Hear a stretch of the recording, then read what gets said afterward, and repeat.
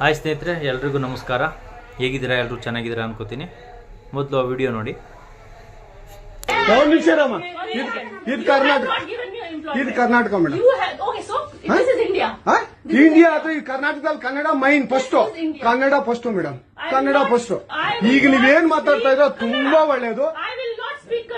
ಮಾತಾಡೋದೇ ಇಲ್ವಾ? ಯಾಕೆ ಮಾತಾಡೋದಿಲ್ಲ? ಯಾಕೆ ಹಿಂದಿ ಮಾತಾಡ್ಬೇಕು? ಕನ್ನಡ ಮಾತಾಡ್ಬೇಕಲ್ಲ ಮೇಡಮ್? ಕನ್ನಡ ಮೇಡಮ್. ಮೇಡಮ್ ಇದು ಕರ್ನಾಟಕ, ಇದು ಕರ್ನಾಟಕ ಮೇಡಮ್. ಚೇರ್ಮನ್ ಮಾತಾಡಂಗಿಲ್ಲ, ಇದು RBI ರೂಲ್ ಇದೆ. ಆ ಸ್ಟೇಟ್ಗಳಲ್ಲಿ ಆ ಭಾಷೆ ಮಾತಾಡಬೇಕು. ನೀವು ಮ್ಯಾನೇಜರ್ ಆದ್ರೆ ಯಾಕೆ ಮಾತಾಡ್ಬಾರ್ದ? ಸರ್ ದಯವಿಟ್ಟು ಮಾತಾಡ್ಬೇಡಿ ಮೇಡಮ್. ನೀವು ವಿಡಿಯೋ ಮಾಡಿ ಪ್ಲೀಸ್ ಪ್ಲೀಸ್. ಆಯ್ತು, ನೀವು ಹಿಂದಿ ಕನ್ನಡ ಮಾತಾಡಲ್ಲ ಅಂದ್ರಲ್ಲ, ಕನ್ನಡ ಮಾತಾಡೋದೇ ಇಲ್ಲ. ಓಹೋ ಸ್ನೇಹಿತರೆ, ನೋಡಿದ್ರಲ್ಲ ವಿಡಿಯೋನ? ನೋಡಿ ಸ್ನೇಹಿತರೆ, ಇಲ್ಲಿ ಆ ಹಿಂದಿ ಉದಾಹರಣೆಗೆ ಬೇರೆ ರಾಜ್ಯದಿಂದ ಬಂದಂಥ ವ್ಯಕ್ತಿಗಳು ಅವ್ರು ಯಾವ ಥರ ವರ್ತನೆ ಮಾಡ್ತಾಯಿದ್ದಾರೆ ಅಂದರೆ ಏನು ತಿಳ್ಕೊಂಡಾರೆ ಅನ್ನೋದು ಗೊತ್ತಾಗ್ತಾ ಇಲ್ಲ. ನಾವೇನು ಕರ್ನಾಟಕನ ಬೇರೆ ರಾಜ್ಯಕ್ಕೆ ಹೋಗಿ ಕನ್ನಡ ಮಾತಾಡಿ ಅಂತ ಏನು ಕೇಳ್ತಾ ಇಲ್ಲ. ನಮ್ಮ ರಾಜ್ಯದಲ್ಲಿ ಕನ್ನಡ ಮಾತಾಡಿ ಅಂತ ಹೇಳ್ತಿರೋದು. ಇದು ಕಾಮನ್ ಸೆನ್ಸ್. ಅಷ್ಟೊಂಥರ ಓದಿ ಅವು ಯಾರೋ ಹೆಣ್ಮಗಳು ಮ್ಯಾನೇಜರಾಗಿ ಬಂದಿದ್ದಾರೆ, ಅವ್ರಿಗೆ ಅಷ್ಟು ಕಾಮನ್ ಸೆನ್ಸ್ ಇಲ್ಲ.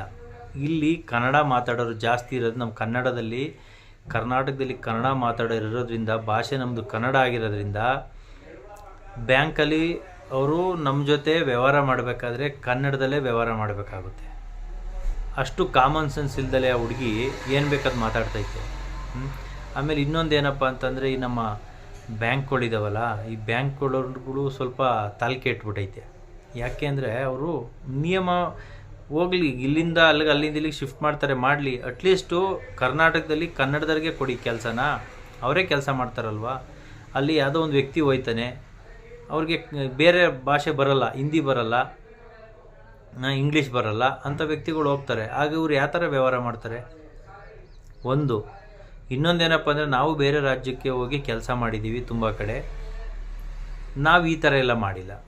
ನಮಗೆ ಬೇರೆ ರಾಜ್ಯಕ್ಕೆ ಹೋದಾಗ ಅಲ್ಲಿ ಅವ್ರ ಭಾಷೆನ ಕಲಿಯೋಕ್ಕೆ ಟ್ರೈ ಮಾಡ್ತೀವಿ.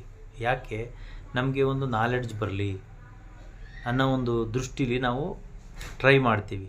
ಉದಾಹರಣೆಗೆ ಮುಂಬೈಗೆ ಹೋದ್ರೋ, ಮಹಾರಾಷ್ಟ್ರಕ್ಕೆ ಹೋದ್ರೋ, ಅಥವಾ ರಾಜಸ್ಥಾನಕ್ಕೆ ಹೋದಾಗ, ಅಥವಾ ಆಂಧ್ರಕ್ಕೆ ಹೋದಾಗ, ಬೇರೆ ಬೇರೆ ರಾಜ್ಯಗಳು, ಡೆಲ್ಲಿಗೆ ಹೋದಾಗ, ಪಂಜಾಬ್ ಹೋದಾಗ ನಾವು ಪಂಜಾಬ್ನು ಮಾತಾಡೋಕೆ ಕಲಿಯೋಕ್ಕೆ ಟ್ರೈ ಮಾಡಿದ್ದೀವಿ. ಬೇರೆ ಬೇರೆ ಭಾಷೆ, ಅಸ್ಸಾಂ ಕಡೆಗೆ ಹೋದಾಗ ಅಸ್ಸಾಮಲ್ಲಿರೋಂಥ ಭಾಷೆ ಮಾತಾಡೋಕ್ಕೆ ಟ್ರೈ ಮಾಡ್ತೀವಿ. ಯಾಕೆ ಈ ಥರ ಮಾಡ್ತಾಯಿದ್ದಾರೆ ಇವರು ಬ್ಯಾಂಕಲ್ಲಿ ಅಂತ ಅರ್ಥ ಆಗ್ತಾಯಿಲ್ಲ. ಆಮೇಲೆ ಇನ್ನೊಂದೇನಪ್ಪ ಅಂದರೆ, ನಮಗೆ ನಾವು ಕೇಳ್ತಾ ಇರೋದು ಕರ್ನಾಟಕದಲ್ಲಿ ಕನ್ನಡ ಮಾತಾಡಿ ಅಂತ. ನಾವು ನಿಮ್ಮೂರಿಗೆ ಬಂದು ಅಥವಾ ನಿಮ್ಮ ಮನೆಗೆ ಬಂದು ನಮ್ಮ ಕನ್ನಡ ಮಾತಾಡಿ ಅಂತ ನಾವು ಕೇಳ್ತಾ ಇಲ್ಲ ನಿಮ್ಮನ್ನ.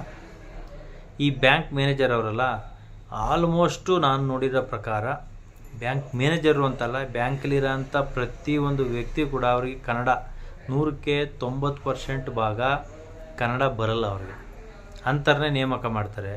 ಏಕೆಂದರೆ ಸಹಿಯಾದ ಮಾಹಿತಿ ಸಿಗಬಾರ್ದು ಅನ್ನೋ ಒಂದು ಉದ್ದೇಶಕ್ಕೋಸ್ಕರ ನೇಮಕ ಮಾಡ್ತಾರೋ ಇಲ್ವೋ ಗೊತ್ತಿಲ್ಲ. ಇನ್ನು ಕೆಲವು ಹಿಂದಿ, ಉದಾಹರಣೆಗೆ ನಮ್ಮ ಅಕ್ಕಪಕ್ಕದಲ್ಲೇ ಕೂಡ ಹಿಂದಿ ಮಾತಾಡೋ ಅಂಥ ವ್ಯಕ್ತಿಗಳು ಬೇರೆ ರಾಜ್ಯದಿಂದ ಬಂದು ಕೆಲಸ ಮಾಡ್ತಾಯಿದ್ದಾರೆ. ಅವರು ಕೆಲವೊಂದು ವ್ಯಕ್ತಿಗಳು, ಅದರಲ್ಲಿ ಒಂದು 100 ಜನದಲ್ಲಿ ಒಂದು 20 ಜನ ಎಂಥ ವ್ಯಕ್ತಿಗಳು ಅಂದರೆ ಕನ್ನಡ ಅಷ್ಟು ಚೆನ್ನಾಗಿ ಮಾತಾಡ್ತಾರೆ. ನಾವು ಅವ್ರ ಜೊತೆ ಹಿಂದಿ ಮಾತಾಡೋಕೆ ಹೋಗ್ತೀವಿ, ಅವ್ರು ನಮ್ಮ ಜೊತೆ ಕನ್ನಡ ಮಾತಾಡ್ತಾ ಇರ್ತಾರೆ. ಎಷ್ಟು ಖುಷಿ ಆಯ್ತದೆ ಅಂದರೆ, ಆ ವ್ಯಕ್ತಿ ಬಾಯಲ್ಲಿ 2 ಪದ ಕನ್ನಡ ಕೇಳಿದಾಗ ನಮಗೆ ಖುಷಿ ಆಗ್ತದೆ. ಮಾತಾಡಿದಾಗ ಅವ್ರಿಗೆ ಎಷ್ಟು ಬರುತ್ತೋ ಅಷ್ಟೇ ಮಾತಾಡಲಿ, ಕಲಿಯೋಕ್ಕೆ ಪ್ರಯತ್ನ ಪಡ್ತಾರೆ. ಆದರೆ ಇಲ್ಲಿ ಓದಿರ್ತಾರಲ್ಲ ಬ್ಯಾಂಕ್ ಮ್ಯಾನೇಜರ್, ಒಳ್ಳೆ ಸಂಬಳ ತರ್ತಾ ಇರ್ತಾರೆ, ಅವ್ರಿಗೆ ಕೊಬ್ಬು ಜಾಸ್ತಿ.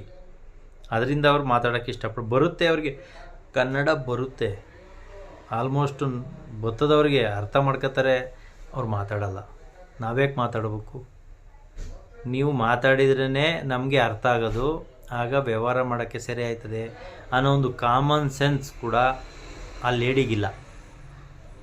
ಅವಳು ತಲೆಯಲ್ಲಿ ಮ್ಯಾನೇಜರ್ ಮಾಡಿಬಿಡ್ತಾರೆ. ಕಾ ಅಂದರೆ ಕೀ ಬರಲ್ಲ, ಕೀ ಅಂದರೆ ಕಾ ಬರಲ್ಲ, ಒಂದು ಟೇಬಲ್ ಹಾಕೊಂಡು ಕೂತ್ಕೊಬಿಡ್ತಾರೆ. ಯಾರು ಕೇಳಿದ್ರೆ ಇಲ್ಲಿಂದ ಅಲ್ಲೋಗಿ ಅಲ್ಲಿಂದ ಇಲ್ಲಿಗೆ ಬರಲಿ, ಅಷ್ಟನೇ ಕೌಂಟ್ರ್ ನಂಬರ್ಗೆ ಹೋಗಿ ಇಷ್ಟನೇ ಕೌಂಟ್ರ್ ನಂಬರಿಗೆ ಬನ್ನಿ. ಇದೇ ಆಗೋಯ್ತು ಅವ್ರ ಜೀವನ. ಇಷ್ಟು ಹೇಳ್ತಾ ಈ ವಿಡಿಯೋನ ಇಲ್ಲಿಗೆ ಮುಗಿಸ್ತಾ ಇದ್ದೀನಿ ಸ್ನೇಹಿತರೆ. ಎಲ್ರಿಗೂ ನಮಸ್ಕಾರ. ಜೈ ಹಿಂದ್.